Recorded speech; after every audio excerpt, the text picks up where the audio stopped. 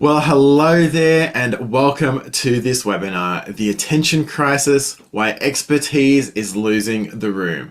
Some of the smartest people in the world are beginning to be ignored. And in this webinar, we explore why that is the case.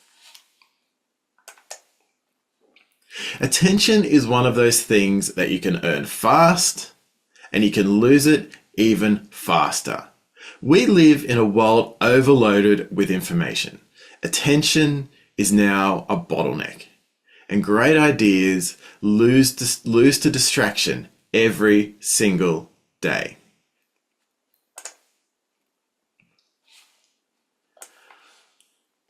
Have you ever watched, while you're presenting, people tune out, they start to check their phones, they look at their emails, they're working away on their laptops, or maybe if you're on a Teams call or an online session, you notice people switch off their cameras. What are they doing? Have they gone to do the laundry? Are they walking the dog? Or are they going to drive down to the grocery store or to pick up lunch? Doesn't matter. You've lost their attention. They're not interested. They're sending you a pretty clear signal that they don't care what you've got to say. Several years ago, I watched a scientist give a presentation that could have changed the room. The research was super important and the data was solid. And really, the stakes were enormous. And within about 3 minutes, half the audience was on their phone. You could actually see attention disappearing in the room in real time. People were checking their emails, looking down at laptops, and quiet conversations were starting to happen. But the scientist was brilliant, and I sat there going, well, why is this happening? And really, what are you people in the room doing? You're here in front of such an amazing scientist with such high credentials. Why are you switching off? And then I sort of got to thinking, and I really thought about what the scientist was presenting. And the scientist was presenting things like warnings and reports and data and figures and really heavy information. When attention is one of the scarcest resources on Earth, expertise alone is no longer enough to hold audiences' attention. The people who cut through today are not always the people with the best information. They are the people who know how to make others care.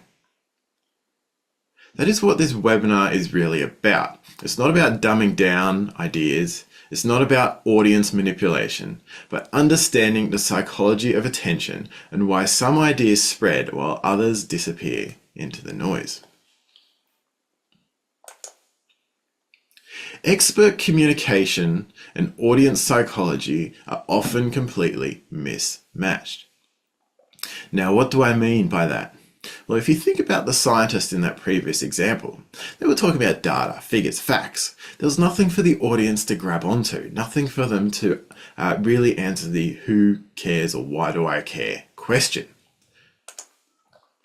As experts, we tend to talk with accuracy, precision, and complexity. But audiences are really looking for that who cares factor. They're looking for clarity, they're looking for relevance, and they're looking for meaning. And so the two are really often always mismatched. One doesn't talk to the other. The experts don't understand how to engage the audience, and really the audience couldn't care less about the expertise or the heavy data expertise of the presenter. So there has to be a middle ground.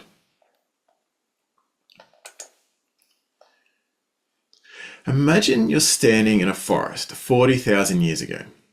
You hear a sudden crack in the bushes and your brain has two options. Option one, carefully analyze whether the sound was caused by wind in the trees. Or option two, immediately pay attention because it might be a predator. The humans who survived were not the calmest. They're the ones whose attention systems reacted fastest to things like danger, novelty, emotion, movement, uncertainty, and other social signals. In other words, when human attention did not evolve human attention did not evolve for information. It evolved for survival. And that ancient wiring still runs in modern audiences today. People are looking for things like conflict, threats, surprising stories, human emotion, status, urgency, and curiosity gaps. But most experts, they lead with background, they lead with definitions, they lead with context, methodology, and complexity. But the audience's brain is still asking that same ancient question that has been wired to ask in that forest. And that is, why should I care? You see, information alone doesn't hold attention.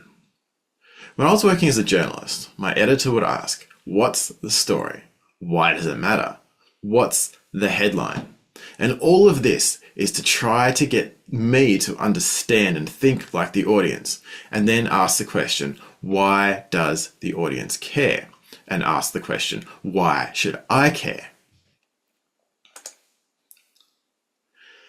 One of the other great challenges that we see with experts is something that I call the curse of knowledge. And this is possibly the biggest attention killer.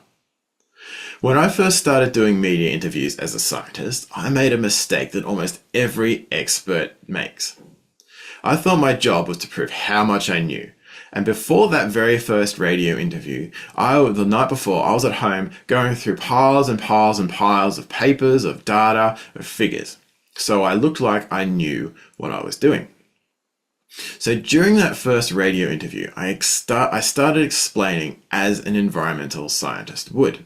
Looked at the environmental issue, and I started using technical language, caveats, detailed context, uncertainty, and a whole bunch of other things that scientists love to talk about. And about halfway through, the host interrupted and said, "So, is this a problem or is it not?" And in that moment, it hit me like a truck because I realized that the audience and the host weren't struggling to understand me intellectually. The host was fairly intelligent and the audience would be fairly intelligent as well. But I'd actually missed about 10 mental steps. And so that's why the audience was struggling. I didn't explain what I knew. I had all of this knowledge held in my head, but I didn't translate that out into what the audience would understand. In my head, the topic was obvious, but I'd forgotten what it feels like to hear the information for the very first time. And that's what I call the curse of knowledge. The moment you become deeply familiar with something, it becomes incredibly difficult to remember what it's like to not know it. And so that's when many experts lose their audiences. They bombard their audience with technical details, figures, facts. And they don't lose the audience because the audience is incapable of understanding. It's because they're communicating from the end of the journey instead of the beginning. They're losing the audiences to the curse of knowledge. So I've developed this thing that I call the attention framework, and it's how to hold an audience. Our brains are always asking, can I ignore this? Our brains are fueled by things like emotion, often found in stories, novelty, tension, and relevance. And so when our brains ask, can I ignore this? You as a communicator have to give it a reason to say, no, I need to tune in. I need to pay attention to this. And in the attention framework, there's a few tools that you can use to achieve this. The first is the emotional hook. Now, let me tell you a story. Several years ago, researchers trying to raise awareness about climate change tested two very different approaches. One group of people received pages of graphs, statistics, projections, just like that scientist I spoke about earlier. They had information about rising temperatures, they had parts per million, they had sea level models, they had probability curves, all the usual things that put you to sleep pretty quickly. The second group heard a story about a father whose home was repeatedly destroyed by flooding. They heard about the smell of mud in the house, the panic of trying to save family photos of pets, etc. The fear every time rain appeared on the forecast. Afterwards, the researchers measured engagement and memory retention. And the surprising part, people remembered the story far more than they did the data. Not because the data was wrong, but because emotion is what tells the brain this matters. It's the why should I care factor. Humans are emotional decision makers first and rational thinkers second. And our brains have evolved, just like out in that ancient forest 40,000 years ago, to remember things like people, conflict, danger, relationships, hope, loss, survival. Those types of core instinctual things. They don't really remember spreadsheets. They don't remember data. But stories make people care. And once people care, they become willing to hear the data. The data adds nuance. This is where many experts accidentally lose their audience. They start first with evidence before creating emotional awareness.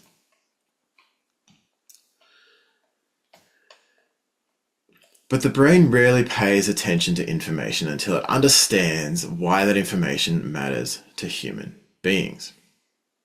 Story before data is not manipulating people. It's about creating meaning before creating complexity. Another tool in the attention framework is pattern disruption. So another story. Several years ago, a group of researchers ran an experiment during a university lecture.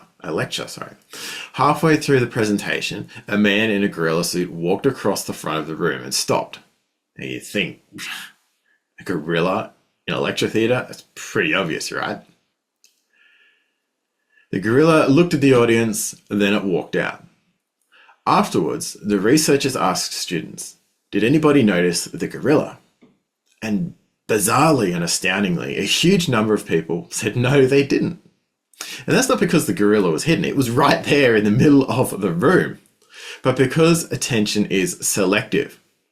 The brain is constantly filtering what it thinks matters and ignores what it assumes does not. So in this case, the gorilla did not matter. And that has massive implications for communication because audiences are filtering us the exact same way. If what we say feels predictable, generic, or overly familiar, the brain quietly decides this can be ignored. And that's why pattern disruption matters, because novelty wakes up the brain. Unexpected phrasing, surprising ideas, or emotional contrast, things like curiosity and tension, these things interrupt automatic filtering. They make our brains stop and pay attention. They force the brain to ask that question. Should I care? Why do I care? Is this something I need to care about? In other words, attention often begins the moment expectation is broken.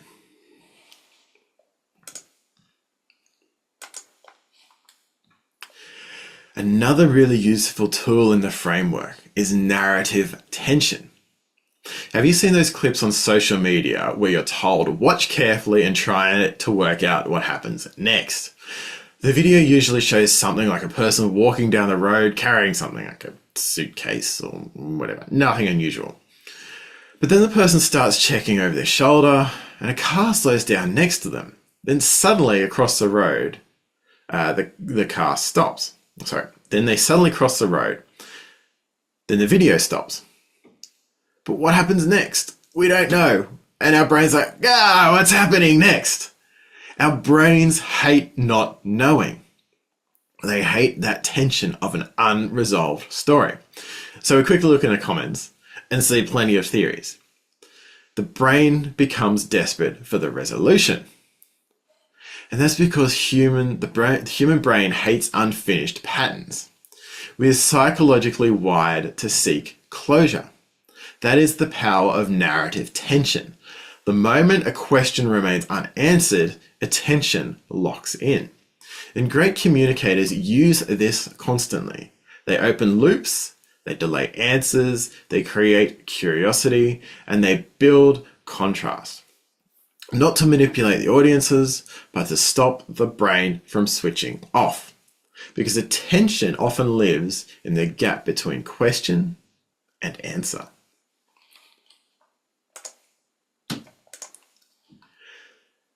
Lastly, in our framework is the relevance trigger. Understanding your audience and meeting them with relevant information is one of the most important ways to grab their attention. Our brains respond well to relevant and familiar, and if the concept is too abstract, we very quickly begin to switch off. Now, there's two examples here. The first is yesterday I got a call from a hedge fund manager, and they told me during my helicopter flight that, well, we can't afford these stocks. How many of you have a helicopter?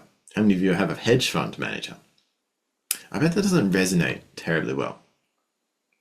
However, I also opened my electricity bill yesterday and just stared at it. In this global economic ecosystem, I suspect most of you will respond more to that second one. It will have more relevance to you than my helicopter ride and my hedge fund manager giving me a call. Most people don't see the relevance to that first example because it's not part of the world in which they live. They can't relate to it. And relevance determines attention. When something is irrelevant, people switch off. Our brains ignore it. When it's relevant, when it's familiar, we tune in. We lean in more deeply and say, hang on, we know about this. This is something that relates to me. And we get attention. I've developed this framework, communicating with care. As you can see, C for curiosity, A, audience relevance, R, retention through story, and E, emotional connection. Whenever you're developing communication material, bring this up and think about it.